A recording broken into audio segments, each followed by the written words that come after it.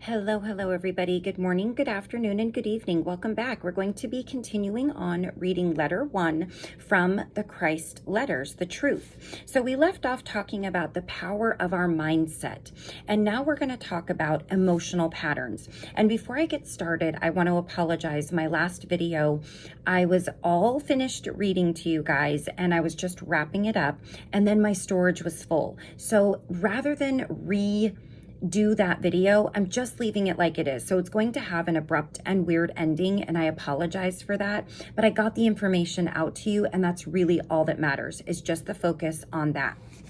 Okay, emotional patterns. Let's go ahead and get started. Your emotional patterns can be as damaging to your overall welfare as your mindset. Your mindset, together with your emotional patterns, are your creative tools. These together create the necessary outlines for future possessions, events, and circumstances. These creative tools work in your life whether you intend them to or not. It is far more difficult to discover your deep-seated emotional attitudes, either conscious or subconscious, than to recognize your mental conditioning. People can be possessed by negative emotional patterns and be quite unaware of them, since they are covered by the moment-to-moment emotions arising from the daily routine. To discover what your emotional patterns really are, ask yourself questions along the following lines, and be totally honest with yourself. To try to hide from the truth of your emotional patterns is merely to deceive yourself and hold yourself back from achieving the joyous state of existence you were intended to enjoy. How do you really feel about life?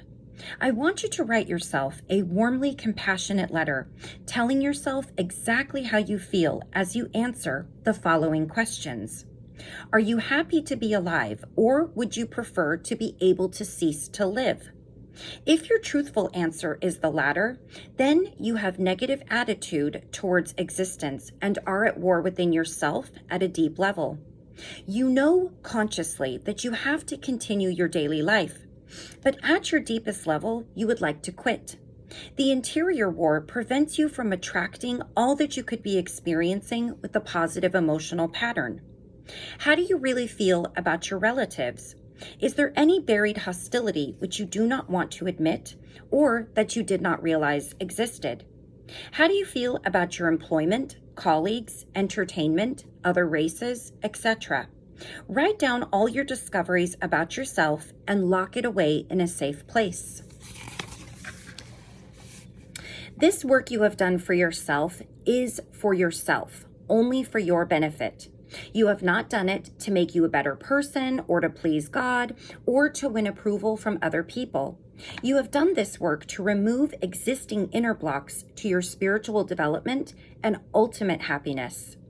If you decide to change your life by reading these letters daily, I urge you to put your dated letter in a safe place.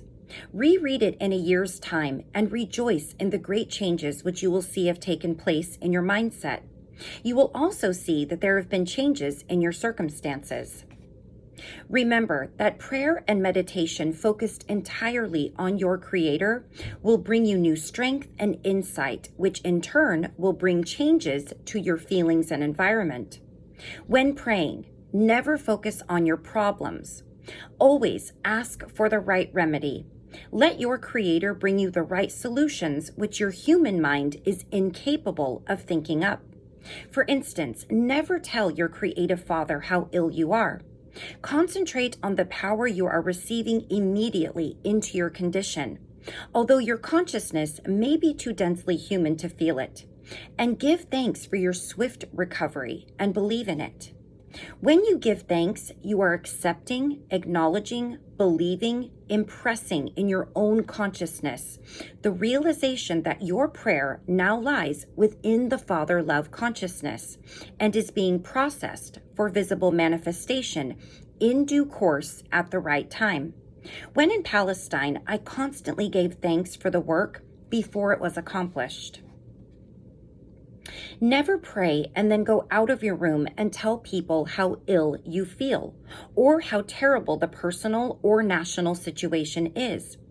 If you have asked Father Creator to solve your problems, finances, or poor health, what an insult to the Father Creator to continue to bring up past negative conditions.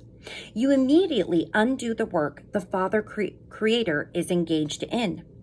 If in your mindset after prayer, the old conditions have not become past negative conditions, then return to prayer until you can dismiss them from your mind and really believe that all is being divinely taken care of right that minute. Return again and again to giving thanks for the benefits you have asked for. They will surely materialize. There are many thousands of people in your world today consistently relying on the universal Father Creator to fulfill their every need and witnessing to the manifold blessings in their lives. Abandon fears, they have availed you nothing.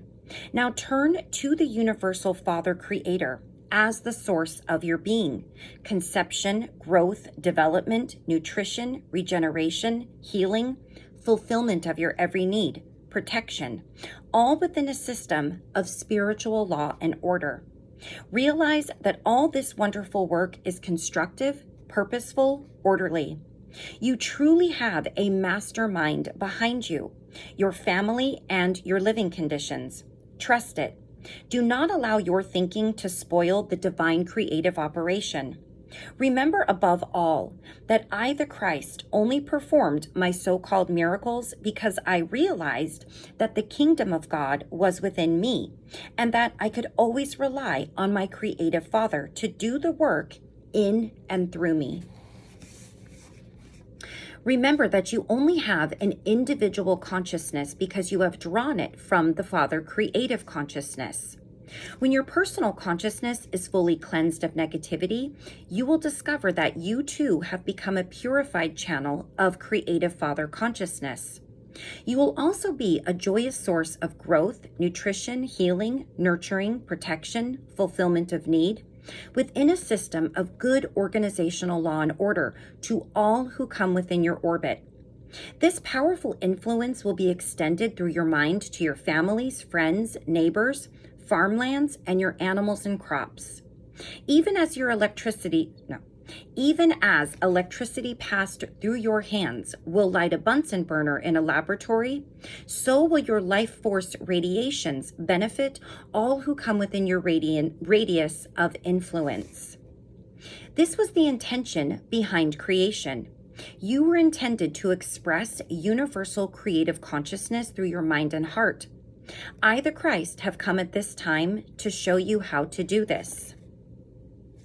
I'm just going to take a look at my next. Okay, we're actually almost done with letter 1, so we're going to finish this. First of all, consider my state of consciousness when I performed my so-called miracles. I did not pray a set prayer. I simply asked the creative Father radiating through my own consciousness for whatever was needed. I strongly realized and visualized the Father creative consciousness was a dynamic operating force, which manifested itself through the visible world as as creativity, intelligent design, growth, nutrition and nourishment, protection, healing, regeneration, fulfillment of every need, all within a system of law and order. I realized that the creative Father consciousness would radiate all its nature through my consciousness to enter the consciousness of those who had asked for healing and sincerely believed they would receive it. I also knew that if they did not have faith and expectancy of healing, this type of negative consciousness would not be influenced by the inflow of the nature of Father consciousness, and no healing would take place. I also realized that the healing work done by the creative Father consciousness was really love made visible on earth. I realized too that all the work done by the creative Father consciousness within the visible world was love made manifest, and I gave thanks. I realized that Father creative consciousness was the worker, and that it was eternal and infinite, and nothing except the human mind could stop it from doing its work. Therefore, I rid my mind of any human feelings and thoughts, And I knew that I was a perfect channel of fatherly love, and knew that the perfect will of Father love would be accomplished in the person who needed healing. But note this, I also knew that whatever in that person's consciousness had brought about his crippled or maimed or diseased condition had been erased in his body for the time being. The question was, would his normal consciousness bring about a return of the condition divinely erased from his body? Therefore, I said to the person who had received healing, "Go your way and sin no more." I want you to know and believe with all your hearts that my state of consciousness when on earth described to you in the above paragraphs is the state of consciousness to which you should also aspire with all your heart and mind. My experiences of enlightenment in the desert enabled me to achieve the Christ consciousness to a large extent whilst on earth. But you can follow in my steps if you have the will to do so, and I will surely be at hand to help you on your journey. You may feel my presence if you are sufficiently sensitive. Wait, sorry, I just don't want to miss a line here. Sensitive to do so. But if for some time you feel nothing, do not be cast down, because as you do the work of changing your consciousness, you can be absolutely certain you will be tuning into my Christ consciousness, and I will be aware of all that is happening to you. Know that your purpose on earth is to ascend in spiritual consciousness until you transcend all the humanhood which presently holds you back, until eventually you too can control the elements and become a master. Realize too that when world consciousness is fully attuned to Father creative consciousness and things, I'm sorry, the binding of this book is a little tight right here. All things inimical to the perfect well-being of man will disappear. There will be no more malaria-bearing mosquitoes, locusts to strip your crops, severe climatic conditions, infections, viruses, and everything else which presently cause problems for living things. You will live within a cloak of universal protection. When your consciousness is perfectly attuned to and in harmony with Father love, then you too will be divinely protected and will become channels of creative design, growth, nutrition and nourishment, protection, healing, regeneration, fulfillment of need, law and order. Fatherly love will be operational within your mind, heart, body, and your affairs. It will be operational in all those to whom you direct its power. So that actually completes letter 2 in this book. And I'm just going to flip to the front to remind you what letter 2, that completes letter 1. So in the next video, we will start letter 2, and I will give you a reminder of what that will entail. So he's going to continue the story of his life on earth and his return to his mother in Nazareth after his time in the desert, and his reception, his first public hearing and the tremendous response and choosing his disciples, and the meanings behind his teachings, his true teachings. So that's what we're going to cover in letter 2, starting in our next video. So I'll put my bookmark right there. Thank you all so very much for joining me. And, I hate to say thank you for that because you're not really doing it for me. When you show up for yourself and watch content like this because you want to grow, you want to learn, and you are open, yes, you are helping the collective, but you're helping yourself, and we are all connected. So I thank you for yourself, and I thank you on behalf of every single person on this earth. I love you all very much, and until I see you again, take care of yourselves, take care of those around you, and I will see you again for the beginning of letter 2 in our book. Take care until then. Bye-bye.